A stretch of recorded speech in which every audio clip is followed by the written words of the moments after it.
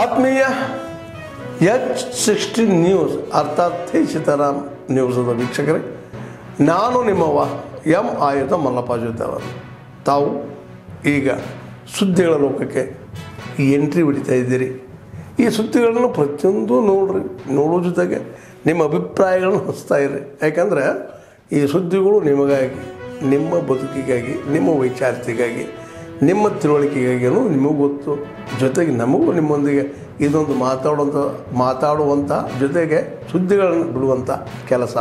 ಈ ಕೆಲಸದಲ್ಲಿ ನಾವು ನಿಮ್ಮೊಂದಿಗಿದ್ದೀವಿ ಅಂತ ಹೇಳ್ತಾ ನೋಡ್ತಾ ಇರಿ ಸುದ್ದಿಗಳನ್ನು. ಪ್ರಶ್ನೆನೇ ಇಲ್ಲ, ಬಂದ ಯಶಸ್ವಿ ಆಗಬೇಕು. ಈ ಕಣ್ಣು ಕಿವಿ ಇಲ್ದಂಥ ಸರ್ಕಾರಕ್ಕೆ ಗಮನಕ್ಕೆ ಬರಲೇಬೇಕು. ಇಷ್ಟೆಲ್ಲ ಹೋರಾಟ ನಡೀತಿದ್ರು ಕೂಡ ಮತ್ತೆ ಅದನ್ನು ರೀಟೆಂಡರ್ ಮಾಡಿ ಅದೇ ಕಾಂಟ್ರಾಕ್ಟಿಗೆ ಕೊಟ್ಟು ಟೋಲನ್ನು ಹಾಕುವಂಥ ಕೆಲಸವನ್ನು ಈ ಸರ್ಕಾರ ಮಾಡಿದೆ ಇವತ್ತು.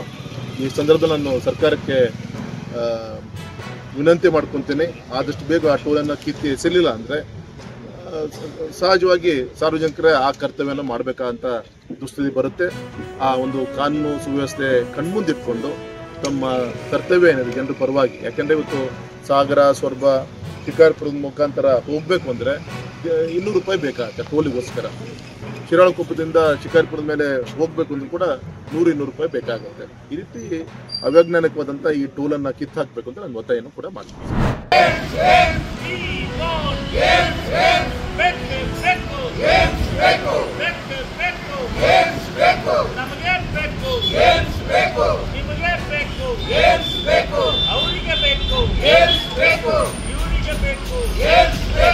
ಎಲ್ಲರಿಗೆ ಬೇಕು, ರಾಜ್ಯಕ್ಕೆ ಬೇಕು,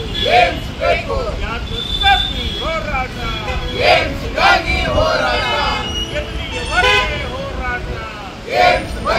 ಹೋರಾಟ, ಹಿಂದುಳಿದ ಜಿಲ್ಲೆ ರಾಯಚೂರಿಗೆ ಕೊಡಲೇಬೇಕು. ಮಹಾತ್ಮ ಗಾಂಧಿ ಜಿಲ್ಲೆಯಾದ ರಾಯಚೂರಿಗೆ ಸೌಲಭ್ಯವನ್ನು ಘೋಷಣೆ ಮಾಡಲೇಬೇಕು. IIT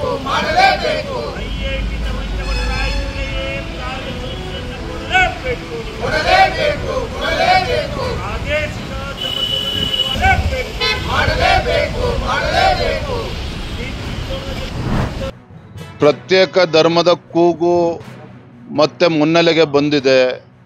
ಇದು ಪತ್ರಿಕೆಗಳಲ್ಲೂ ಕೂಡ ನೋಡಿದ್ದೇನೆ.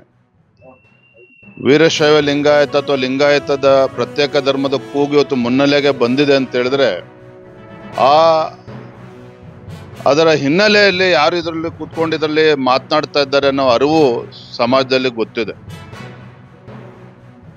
ಇವತ್ತು ಹಿಂದೂ ಧರ್ಮವನ್ನು ಕೂಡ ನಾವು ರಕ್ಷಣೆ ಮಾಡ್ಕೋಬೇಕಾಗಿದೆ. ಧರ್ಮವನ್ನು ಒಡೆಯುವಂತ ಒಂದು ದುಸ್ಸಾಹಸಕ್ಕೆ ಕೈ ಹಾಕಿದ್ದಾರೆ, ಅದನ್ನು ಕೂಡ ನಾವು ಗಮನಿಸಬೇಕಾಗಿದೆ. ಇದ್ರ ಮಧ್ಯೆ ಸಮಾಜವನ್ನು ಕೂಡ ಒಗ್ಗೂಡಿಸುವಂತ ಕೆಲಸ ಆಗಬೇಕಾಗಿದೆ.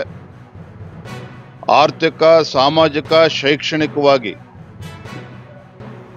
ಇವತ್ತು ಒಕ್ಕಲಿಗ ಸಮಾಜ ಇರ್ಬೋದು, ವೀರಶೈವ ಲಿಂಗಾಯತ ಸಮಾಜ ಇರ್ಬೋದು, ಮುಖ್ಯವಾಗಿ ಪರಿಷ್ಠ ಜಾತಿ, ಪರಿಷ್ಠ ಪಂಗಡ ಅಂತ ಹಿಂದುಳಿದ ಸಮಾಜಗಳು, ಎಲ್ಲ ಸಮಾಜಗಳಲ್ಲೂ ಕೂಡ ಆರ್ಥಿಕವಾಗಿ, ಸಾಮಾಜಿಕವಾಗಿ, ಶೈಕ್ಷಣಿಕವಾಗಿ ಹಿಂದುಳಿದಿರ್ತಕ್ಕಂಥವ್ರು ಎಲ್ಲ ಕಡೆ ಇದ್ದಾರೆ. ಎಲ್ಲ ಸಮಾಜಕ್ಕೂ ಕೂಡ ನ್ಯಾಯ ಕೊಡುವಂಥ ಕೆಲಸ ಇವತ್ತು ಆಗಬೇಕಾಗಿದೆ. ಆದರೆ ಇವತ್ತು ನಮ್ಗೆ ಅರ್ಥ ಆಗದೆ ಇರುವಂಥದ್ದು, ಯಾಕೆ ಮುಖ್ಯಮಂತ್ರಿಗಳು ಸಿದ್ದರಾಮಯ್ಯನವ್ರಿಗೆ ಇಷ್ಟೊಂದು ಆತುರ? ನಾವು ನೋಡ್ತಾ ಇದ್ದೇವೆ, ಕೆಲವು ಕಡೆ ಜಾತಿ ಜನಗಣತಿಯಲ್ಲಿ ವಿಕಲಚೇತನರು ಕೂಡ ಬಳಸ್ಕೊಳ್ತಾ ಇದ್ದಾರೆ. ಸರಿಯಾದ ರೀತಿಯ ಪ್ರಿಪ್ರೇಷನ್ ಕೂಡ ಇಲ್ಲ. ಇಷ್ಟೊಂದು ಆತುರವಾಗಿ ಮುಖ್ಯಮಂತ್ರಿಗಳೇ 15 ದಿನದಲ್ಲಿ ಮುಗಿಸ್ಬೇಕು, ಈ ಆತುರ ಯಾಕೆ ಇವರು ಸಿದ್ದರಾಮಯ್ಯನವರು ಕಾಡ್ತಾ ಇದೆ? ಇದು ಎಲ್ಲರ ಮುಂದೆ ಎದ್ದಿರ್ತಕ್ಕಂಥ ಒಂದು ಯಕ್ಷ ಪ್ರಶ್ನೆ. ಆದರೆ ಒಂದಂತೂ ಸತ್ಯ, ಕೆಲವು ಶಕ್ತಿಗಳು ಸಮಾಜವನ್ನು ಒಡೆಯುವಂಥ ಕೆಲಸಕ್ಕೂ ಕೂಡ ಕೈ ಹಾಕಿದ್ದಾರೆ. ಹಿಂದೂ ಸಮಾಜವನ್ನು ಕೂಡ, ಧರ್ಮವನ್ನು ಕೂಡ ಒಡೆಯುವಂಥ ಒಂದು ದುಸ್ಸಾಹಸಕ್ಕೆ ಕೈ ಹಾಕಿದ್ದಾರೆ. ಹಿಂದೂ ಕೂಡ ಈ ಷಡ್ಯಂತ್ರಗಳು, ಪ್ರಯತ್ನಗಳು ನಡೆದಿತ್ತು. ಅದರಲ್ಲಿ ಯಶಸ್ಸು ಸಿಕ್ಕಿರಲಿಲ್ಲ, ಮುಂದೆನೂ ಕೂಡ ಸಿಗೋದಕ್ಕೆ ಸಾಧ್ಯ ಇಲ್ಲ. 2,000-2,500 ಕೋಟಿ ಪರಿಹಾರ ಕೊಡ್ತೀನಿ ಅಂತ ಹೇಳಿದರು. ಇವತ್ತಿಗೂ ಕೂಡ ಸರ್ವೆ ಕಾರ್ಯ ಮುಗಿದಿಲ್ಲ.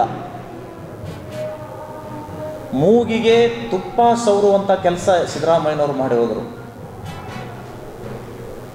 ಹೋದ ವರ್ಷ ನೆಟೆ ರೋಗದ ಬಗ್ಗೆ ಎಷ್ಟು ಹೋರಾಟ ಮಾಡಿದ್ವಿ.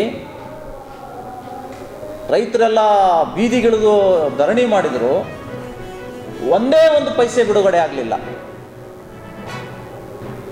ಅದೇ ಮಾದರಿಯಲ್ಲಿ ಈಗ ಸರ್ಕಾರ ರೈತರನ್ನು ವಂಚಿಸುವಂತಹ ಪ್ರಯತ್ನ ಕೈ ಹಾಕುತ್ತೆ ಅನ್ನುವಂತಹದ್ದು ನನಗನ್ನಿಸ್ತಾ ಇದೆ.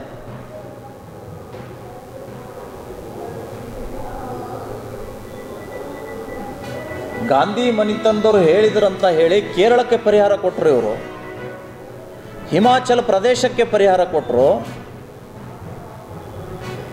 ಆದರೆ ಇಲ್ಲಿ ರೈತರ ಸಂಕಷ್ಟಕ್ಕೆ ಕರ್ನಾಟಕ ಕಾಂಗ್ರೆಸ್ ಕೈ ಪಕ್ಷ ಸಂಪೂರ್ಣವಾಗಿ ನಿರ್ಲಕ್ಷ್ಯ ವಹಿಸಿದೆ. ಇದು ಅತ್ಯಂತ ಶೋಚನೀಯವಾಗಿರುವಂತಹದ್ದು. ಇದೇ ರೀತಿ ಮುಂದುವರೆದರೆ ರೈತರ ಆತ್ಮಹತ್ಯೆಗಳು ಹೆಚ್ಚಾಗ್ತಾ ಹೋಗ್ತವೆ ಅನ್ನುವಂಥದ್ದನ್ನು ನಾನು ಈ ಸಂದರ್ಭದಲ್ಲಿ ಹೇಳ್ತೇನೆ.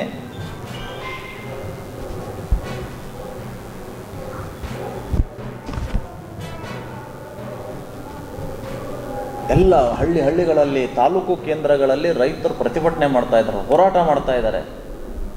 ಇದು ಹೇಗಾಗಿದೆ ಅಂದರೆ ಕೋಣನ ಮುಂದೆ ಕಿನ್ನೂರಿ ಬಾರಿಸಿದಂಗೆ ಆಗ್ತಾ ಇದೆ.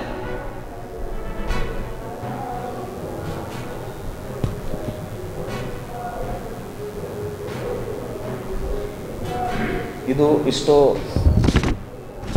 ರೈತರಿಗೆ ಸಂಬಂಧಪಟ್ಟದ್ದು. ಮತ್ತು ಸಾಂಕ್ರಾಮಿಕ ಪ್ರವಾಹ ಪೀಡಿತ ಪ್ರದೇಶದಲ್ಲಿ ಸಾಂಕ್ರಾಮಿಕ ರೋಗಗಳ ಬಗ್ಗೆ ಬಹಳ ಎಚ್ಚರಿಕೆ ವಹಿಸಬೇಕಾಗಿದೆ ಜಿಲ್ಲಾಡಳಿತ.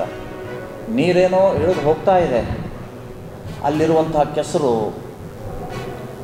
ಅದನ್ನು ತೆಗಿಬೇಕಾಗಿದೆ. ಸೊಳ್ಳೆಗಳ ನಿಯಂತ್ರಣಕ್ಕೆ ಫಾಗಿಂಗ್ ಸ್ಪ್ರೇ ಮಾಡಬೇಕಾಗಿದೆ, ಬ್ಲೀಚಿಂಗ್ ಪೌಡರ್ ಹಾಕಬೇಕಾಗಿದೆ. ಇದ್ಯಾವುದೂ ಕೂಡ ಸರ್ಕಾರ ಮಾಡ್ತಾ ಇಲ್ಲ. ಖರ್ಚು ಮಾತ್ರ ಬೀಳುತ್ತೆ, ಬಟ್ ಸೇವೆ ಮಾತ್ರ ಜನರಿಗೆ ಸಿಗೋದಿಲ್ಲ. ಆ ನಿಟ್ಟಿನಲ್ಲಿ ಇಲ್ಲಿಯ ಜಿಲ್ಲಾಧಿಕಾರಿಗಳು ಕಡ್ಡಾಯವಾಗಿ ಪ್ರತಿ ಗ್ರಾಮಗಳಿಗೆ. ಆದ್ಮೇಲೆ ಎಲ್ಲ ಸುದ್ದಿಗಳನ್ನು ನೋಡಿದ್ರಲ್ಲ, ಏನು ಅನಿಸ್ತು ನಿಮಗೆ? ಇದರಲ್ಲೇ ನಿಮ್ಗೆ ಲೈಕ್ ಆಗಿರ್ಬೋದು, ಡಿಸ್ಲೈಕು ಆಗಿರ್ಬೋದು, ಕಾಮೆಂಟ್ ಬೇಡಪ್ಪ ಅಂತೂ ಅನಿಸಿರ್ಬೋದು, ಕಾಮೆಂಟ್ ಮಾಡಬೇಕಪ್ಪ ಅನಿಸಿರ್ಬೋದು, ಶೇರ್ ಮಾಡಬಾರ್ದಪ್ಪ ಅನಿಸಿರ್ಬೋದು, ಅದು ಮಾಡಬೇಕು ಅನಿಸಿರ್ಬೋದು. ಏನಾದರೂ ಆಗಲಿ ಶೇರ್ ಮಾಡ್ತಾಯಿರಿ, ಈ ನ್ಯೂಸ್ಗಳನ್ನ ಹಂಚ್ತಾ ಇರಿ, ಜೊತೆಗೆ ಇದಕ್ಕೆ ಸಬ್ಸ್ಕ್ರೈಬ್ ಆಗ್ತಾಯಿರಿ ಅಂತ ಹೇಳ್ತಾ H16 ನ್ಯೂಸ್ ಅರ್ಥಾತ್ ಹೇ ಸೀತಾರಾಮ್, ಇದು ಸತ್ಯದ ಕೈಗೆ ನಡಿ. ವಂದನೆಗಳು.